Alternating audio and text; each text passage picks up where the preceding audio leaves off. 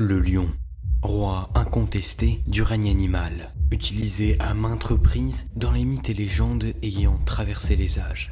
Le manticore, le griffon, le sphinx, et parmi les plus populaires de la mythologie grecque, le lion de Némée. Et c'est de lui dont je vais te parler aujourd'hui. Bienvenue à toi et bienvenue surtout au Logis des mythes, où comme tu l'as compris, on va parler du lion de Némée. Non pas un monstre, mais plutôt une créature mystique de la mythologie grecque. Alors, on commence. Le lion de Némée est une créature légendaire dans la mythologie grecque, qui a ravagé la région de Némée, d'où son nom. Sa fourrure était impénétrable par les armes de l'homme, et par conséquent, imparable. Il était considéré comme l'enfant de Typhon et d'Échidna, père et mère de tous les monstres. Mais d'autres récits mentionnent Zeus et Sélène comme parents. Il est représenté comme un beau lion à la taille impressionnante et à la crinière majestueuse. De plus, sa fourrure et son pelage se veulent quasi indestructibles. Aucune arme, aucune flèche et même aucune armure ne peut en arriver à bout. S'il est aussi célèbre, c'est parce qu'il fait partie des 12 travaux d'Héraclès. Et ce que je te propose, c'est de voir le premier de ces 12 travaux, là où notre lion de Némée entre en scène. Le premier travaux qu'Eurysthée imposa à Héraclès fut donc de tuer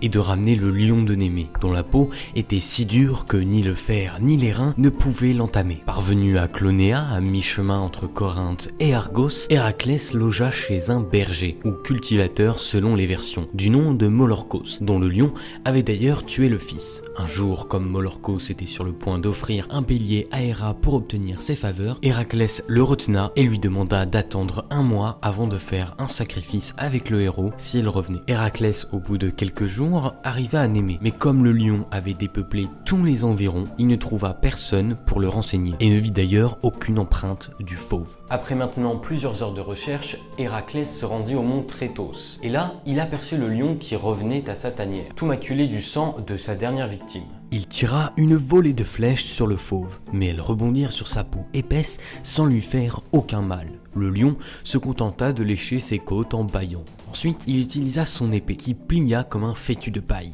Puis, finalement, il brandit sa massue et asséna un tel coup sur la gueule du lion qu'il rentra dans sa tanière en secouant la tête. Non pas de douleur, mais parce que ses oreilles lui tintaient. Héraclès, après avoir regardé tristement sa massue hors d'usage, disposa alors un filet à l'une des issues de l'antre et entra par l'autre. Sachant à présent qu'aucune arme ne servirait à rien contre le monstre, il le prit à bras-le-corps et engagea une lutte. Le lion lui coupa un doigt, mais lui, ayant saisi la tête, il fit la prise du collier et serra avec tant de force qu'il étouffa la bête. Héraclès revint à Clonéa le 30e jour en rapportant le cadavre du lion sur ses épaules. Et il fit donc un sacrifice à Zeus. Le lion fut mis au nombre des constellations par celui-ci pour perpétuer ainsi l'exploit d'Héraclès.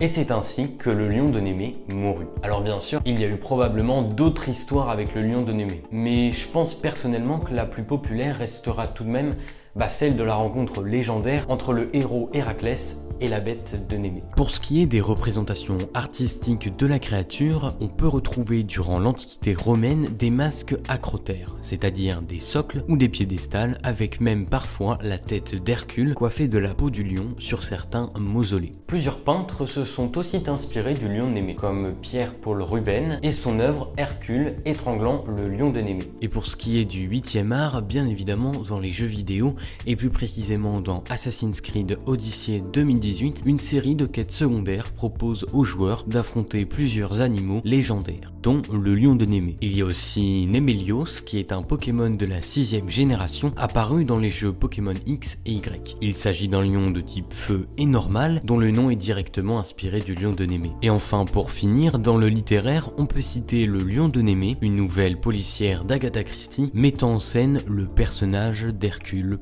Poirot. C'est la fin de cette vidéo, alors pense à t'abonner si la réalisation, le montage ou bien encore l'écriture t'a tout simplement plu, et surtout n'hésite pas à me dire ce que tu en as pensé dans l'espace commentaire. Et surtout, n'oublie pas, la meilleure façon de me soutenir, c'est de rester jusqu'à la fin de mes vidéos. Alors merci énormément et à la prochaine au Logis des mythes.